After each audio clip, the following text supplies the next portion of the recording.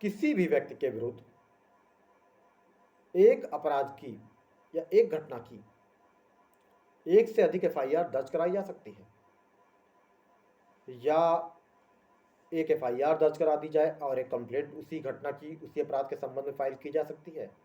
और क्या यह संभव है कि एक घटना की या एक अपराध की किसी भी व्यक्ति के ऊपर जिसको अभियुक्त बनाया गया है उसका विचारण 2 बार हो और उसे 2 बार दंडित किया जाए? क्या ऐसा कोई प्रावधान है? अब वह एफआईआर चाहे 154 सीआरपीसी के अंतर्गत पुलिस थाने के भार साधक अधिकारी को प्रार्थना पत्र देकर दर्ज कराई जाए और चाहे 156 3 सीआरपीसी के अंतर्गत न्यायालय में प्रार्थना पत्र देकर एफआईआर दर्ज कराई जाए, या एक एफआईआर दर्ज हो जाए चाहे 154 सीआरपीसी के अंतर्गत चाहे 156 3 सीआरपीसी के अंतर्गत, और दूसरी उसी अपराध के संबंध में या उसी अपराधी व्यक्ति पर एक कंप्लेंट फाइल की जाए, परिवाद फाइल की जाए 190 सीआरपीसी के अंतर्गत। क्या यह संभव है या ऐसी कोई विधिक व्यवस्था है? तो फ्रेंड्स, भारतीय संविधान के अनुच्छेद 20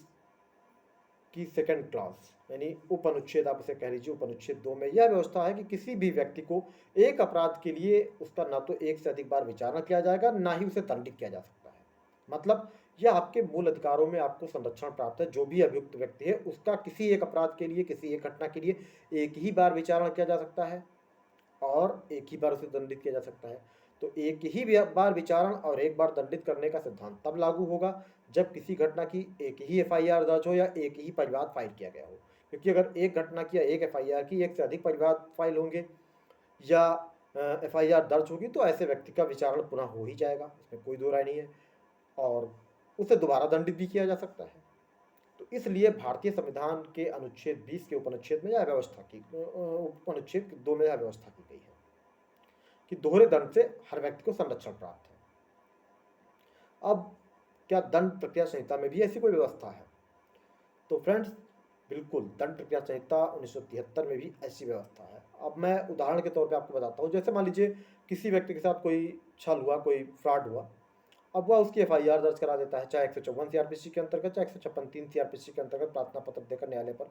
वह एफआईआर दर्ज करवाने के लिए आदेश करवाता है और एफआईआर उसकी दर्ज हो जाती है। अब पुलिस उसकी इन्वेस्टिगेशन शुरू कर देती है। दूसरी तरफ वह व्यक्ति उसी अपराध के संबंध में उसी अपराधी पर 190 सीआरपीसी के अंतर्गत कंप्लेंट भी फाइल कर दे, तो ऐसी सिचुएशन में क्या होगा?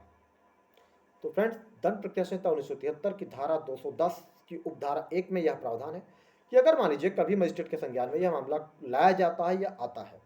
या उसके समक्ष यह मैटर आता है कि इस मामले की जिसकी वह परीक्षण कर रहा है, जांच कर रहा है, इसके संबंध में एक एफआईआर भी दर्ज की जा चुकी है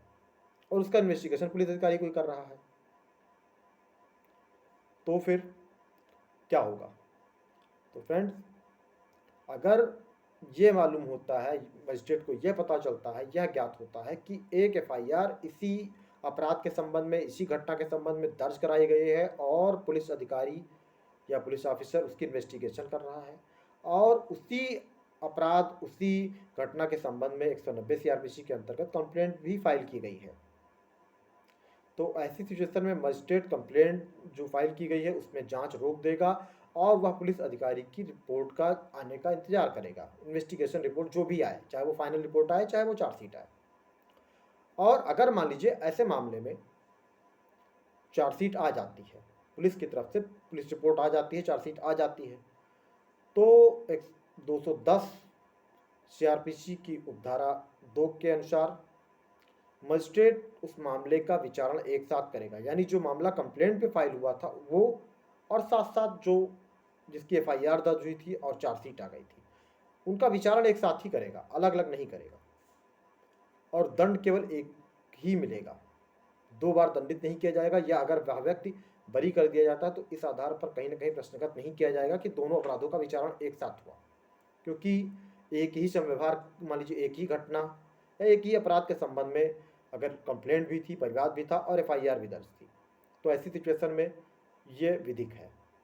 और 210 दंड प्रक्रिया संहिता की उपधारा 2 में यह इसका प्रावधान किया गया है। लेकिन अगर मान लीजिए उस व्यक्ति के विरुद्ध जिसके विरुद्ध एफआईआर भी दर्ज की गई थी और उसको 190 सीआरपीसी के अंतर्गत उसके विरुद्ध कंप्लेंट भी फाइल की गई थी, तो अगर दंड प्रक्रिया संहिता 1973 की धारा 210 की धारा 3 के अंतर्गत अगर उस व्यक्ति के विरुद्ध मान लीजिए पुलिस रिपोर्ट में कोई आरोप उसके विरुद्ध नहीं पाया जाता है या चार्जशीट नहीं आती है, तो ऐसी सिचुएशन में फिर मजिस्ट्रेट जो 190 सीआरपीसी की कंप्लेंट थी उसकी जांच को आगे बढ़ाएगा, और जांच में अगर यह पाता है कि हाँ पर्याप्त आधार हैं, तो फिर जो भी अग्रिम कार्रवाई है मजिस्ट्रेट वह कार्रवाई उस अभियुक्त के विरुद्ध करेगा, भले ही पुलिस रिपोर्ट में उसके विरुद्ध कोई आधार ना आया हो, मान लीजिए चार्जशीट ना आई हो तो भी। लेकिन यहाँ पर अभियुक्त को दोहरे दंड से संरक्षण यह प्राप्त है कि अगर मान लीजिए जैसे 210 सीआरपीसी की उपधारा 2 में यह है कि अगर चार्जशीट आ जाती है तो यह कंप्लेंट की जांच जो है मजिस्ट्रेट वह रोक देगा, लेकिन अगर चार्जशीट नहीं आती है तो फिर मजिस्ट्रेट 210 की उपधारा 3 के अंतर्गत अपनी जांच को आगे बढ़ाएगा, और अगर उसको आधार मिलता है तो उस सिचुएशन में फिर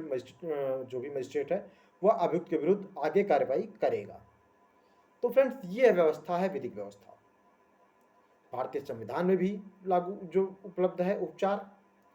अभियुक्त को संरक्षण प्राप्त है अनुच्छेद 20 के ऊपर अनुच्छेद 2 में, और साथ साथ दंड प्रक्रिया संहिता की धारा 210 में। तो फ्रेंड्स, ऐसे जेन्युइन कंटेंट, लीगल कंटेंट